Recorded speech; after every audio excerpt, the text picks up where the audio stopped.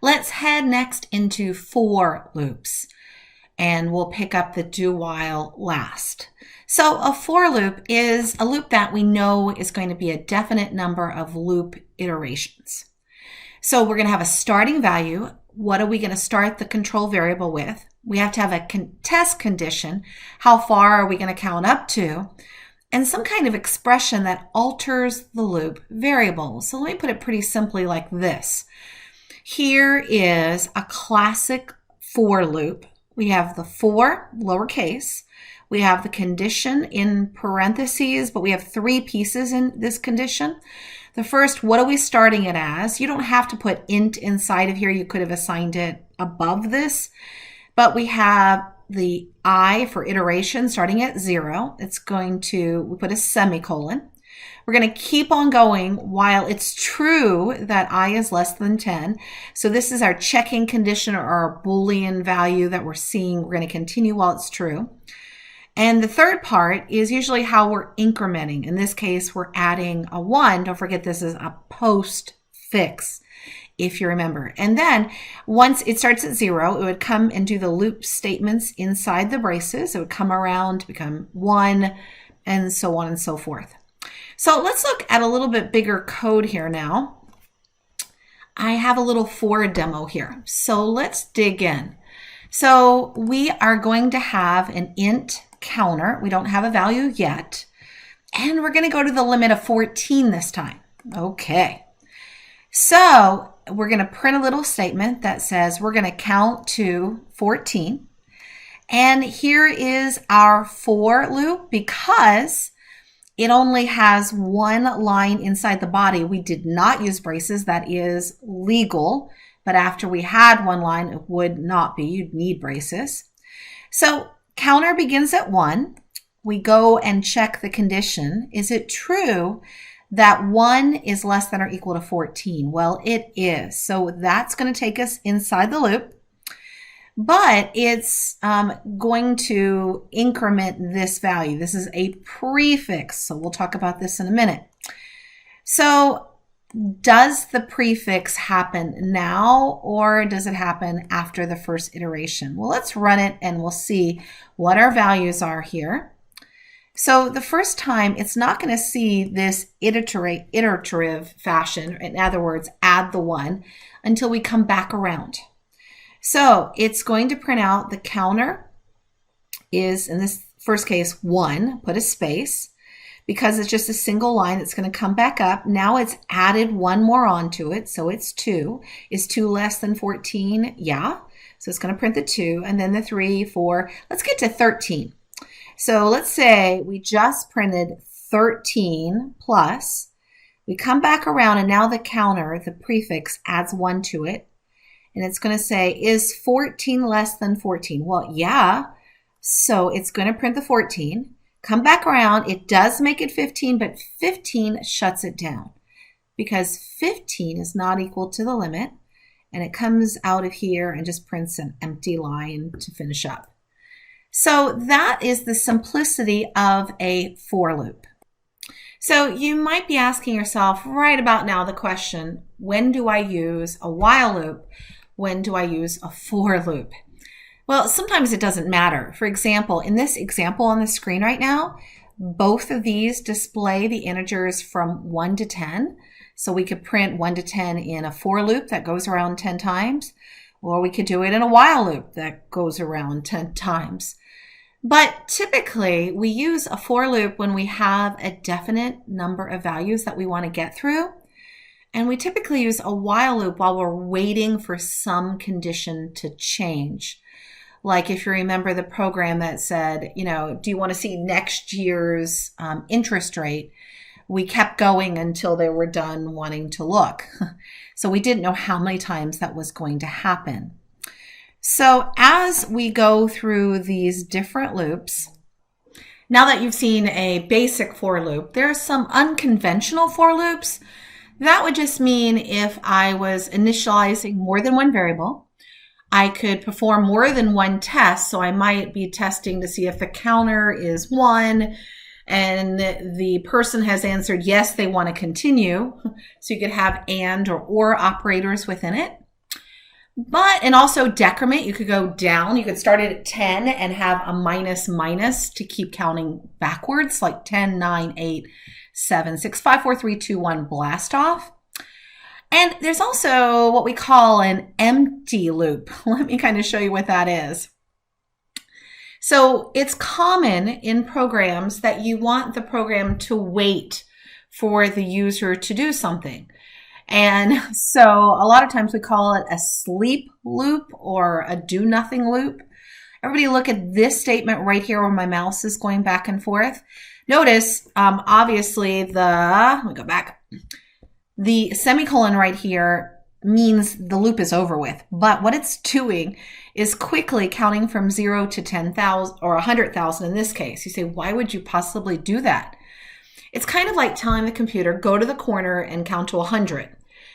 If we wanted it to give the user, let's say, a minute to come up with an answer, like in the next 60 seconds, compute this equation and give them 60 seconds, you may want the computer just to count and do nothing, basically, to kind of pause the program. And there's also a built-in sleep method that kind of does the same thing.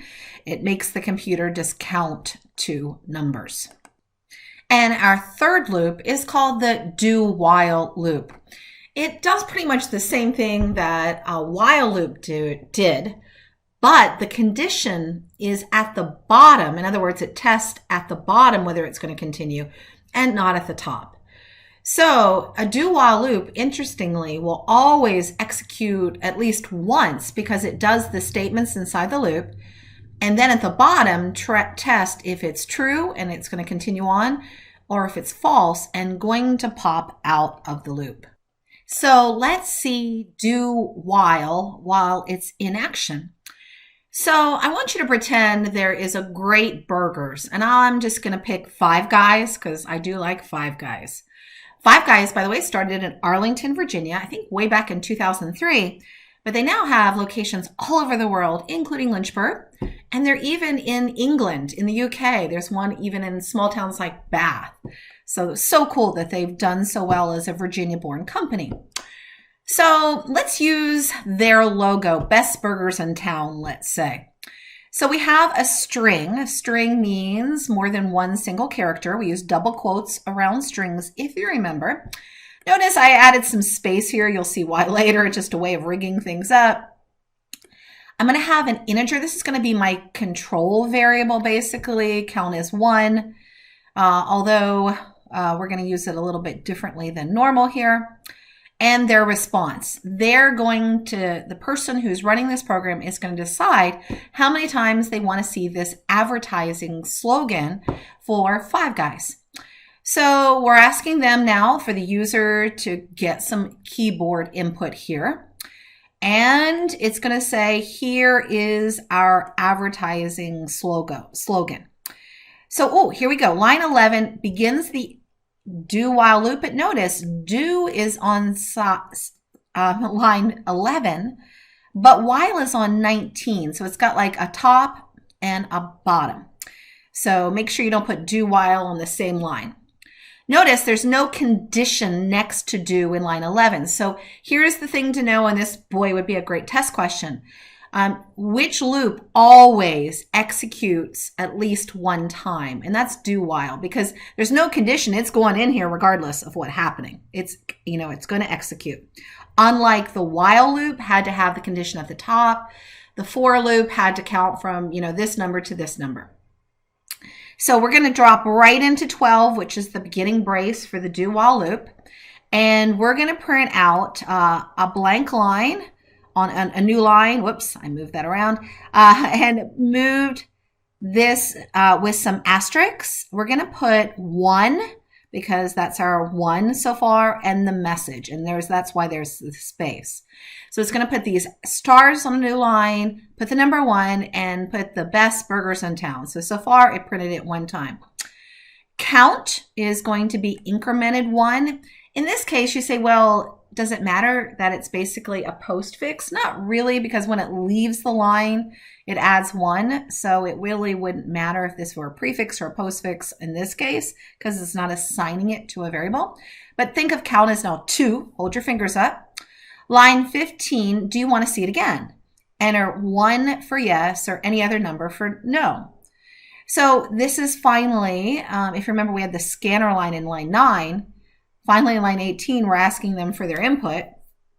So they can type in a 1 or something else. If they type in a 1, my response is now set to 1. That's going to be my control variable, so it's not really count doing it. Response is your control variable in this code.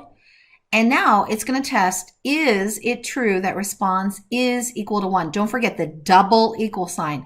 Probably the most common error you're going to get this chapter is accidentally putting a 1 and it assigns it to 1. And now you're obviously stuck in an infinite loop, because if response is always 1, it's assigned that, then you're in trouble. So if they picked 1, it's going to come back up to line 11, drop in it for the second time. It's going to put our little asterisk, number 2, and the best burgers in town. Count is now up to, now we're up to 3. Do you want to see it again? 1 for yes. And if they say 1 again, we come back around. Let me just show you the output here. So it automatically did the best burgers in town before it asked you. Didn't even ask you. And if I say 1 again, it says 2, the best burgers in town. If I say 1 again, 3, the best burgers in town. 1 again, the best burgers in town. And then if I finally say 0 or no or whatever, it stops. So important thing to know, a do while loop is identical to the while, except the condition is tested after it runs 1 time at the bottom of the loop instead of the first time. You say, well, which one should I be using? The question is, have you asked them, do they want to continue or whatever you want to repeat before the while loop? Or do you want to ask them in the loop? And if you want to ask them in the loop, maybe do while could work well for that. So if you want it to at least run 1 time. Now, I'm not going to go through this entire program because it's identical to the 3% interest that we did off the program that you put in $500 as your initial bank balance. But stop the video right now and look at how it's the exact same program, except they're testing the response at the bottom this time. So instead of the top. So it's you say, well, which one should I be using there? It's not a right or wrong answer. The question is, as you code, do you want to test the loop at the top or do you want to test the loop at the bottom? Otherwise, do and while loops are identical, except do whiles always at least go through 1 time. A while loop, if the condition's not true at the beginning, it never even goes in the loop. Now that we've covered the 3 types of loops, I do want you to understand that loops can be inside of loops. Remember how we had nested if-else statements? Well, guess what? We can also have nested loops. Typically it's for loops, but you can have do-while loops with a for loop inside of that and another while statement inside of that. So you can have loop after loop after loop within each other, and it can get a little challenging. Now, look at this example right here. We want to print 3 mailing labels for each of 20 customers, okay? So, for example, first customer is Barney Rubble, and it's going to print him 3 labels. Second customer is Wilma Flintstone. It prints 3 labels. So we may be printing out 3 pieces of mail for each customer. So this statement where my mouse is going across is what we call the outer loop. It's going to go from 1 to 20 and count through our 20 customers. So it's going to run 20 times. But when we get to customer number 1, in this case, Barney Rubble, then we go into this and it's now going to go color 1 through 3. Maybe it's going to print a red label, a green label, and a blue label. Output label would be the function that's called to go print. So what it would do is we get to customer number 1, Barney. We'd go and we would call output label 3 times, 1, 2, 3 for color. And it would print maybe a red, green, and blue label. Who knows? And then it would come back around, and now we're in customer 2. That's Wilma. And now we'd print out her 3 labels. So it would actually, this output label line, a common question that we run into is how many times is this output label called? Boy, is that a good test question. The answer in this case would be 60 times. And how did I get that? Well, for every one customer, we run this 3 times. So if we have 20 customers, the outer loop runs 20 times, the inner loop runs 3 times. 20 times 3 is 60. So this helps do things multiple times as such. So what happens is the outer loop, if it's true, goes into the inner loop and keeps going around and around while it's true. As soon as it falls, it comes up and does the outer loop again. Let's see a program that has some loops in here. So we're going to have 2 variables, outer and inner, and they don't have a variable yet assigned in line 5 and 6. Lines 7 and 8 are going to be my big limits. My outer limit for my outer loop is going to be 5 times. The inner limit is going to be 10 times. So now here's a tricky thing. Be careful not just to say 10 times 5. Maybe that's true, maybe it's not. This loop starts in 9 at 0. So let's figure this out. So for outer equals 0, so this is the 0th time, or the first time technically. And is 0 less than 5? Yes. So it's going to come down here and say outer right now is 0. And put a big space. We're now going to go inside the inner loop, which also is starting at 0. Is 0 less than 10? Yes. So it's going to now go to line 13 and print that inner right now is 0.